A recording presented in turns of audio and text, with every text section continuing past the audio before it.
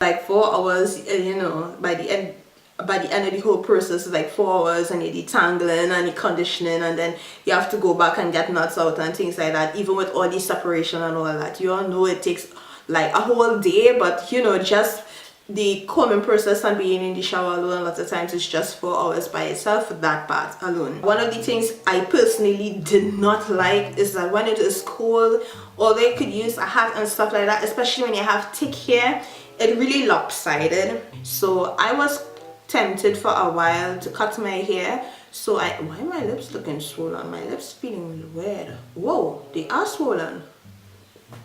I think I used a really bad combination. Something is off because my top lip is feeling numb. I'm feeling like if I just had my lips done or something. I never had them done, but I think I feel like this is feeling really weird. Okay, so this is really so weird. Be brave if it is you have to. I remember walking around, being in the supermarket and stuff like that, and I got weird looks sometimes, but it was really rare. And older people, like these old papi and mommies, would come and be like, oh, you're not feeling cool with that, or they say, oh, it looks really good and stuff like that. And I say, oh, you know, some people might just be trying to be polite, which is good if people being polite to rude. And the older people kind of, you know, they find it really cool and edgy. And a lot of times I heard older women saying, oh, I always saw things like that, but I never dared to. I wish I. So I don't need to say I wish I had by the time I reach 89, because I would have already tried it. So I'm not going to regret not having tried that style, because it has been years I've been wanting to try it. The other thing where people might judge is like to say, oh, you know, if I had long hair like that, I'll never cut it. Or if it is, I was like, I have, well, mostly from maybe the black community, or black people might find, well, when it is you actually grow your hair a bit long, why it is you will cut it or do something like that, it's ugly.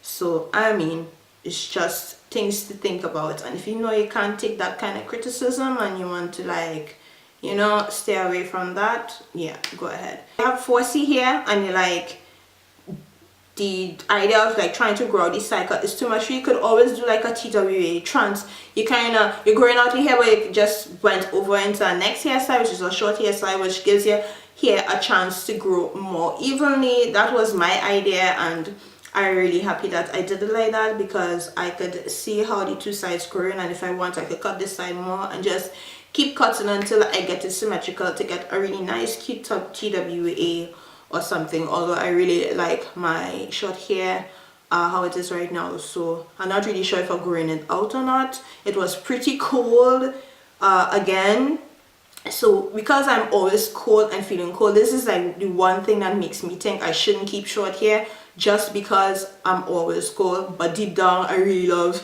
having short hair. I find it looks so cool. I love having long hair too, so having wigs and stuff could really help play around with that. But summer is just like two months in the year it's warm here, so it's just like really makes sense to keep my hair short when it's just like 2 months in a year that I'll have it out like a regular basis. So yeah, I'm babbling. This is like 11 minutes and change, so bye bye.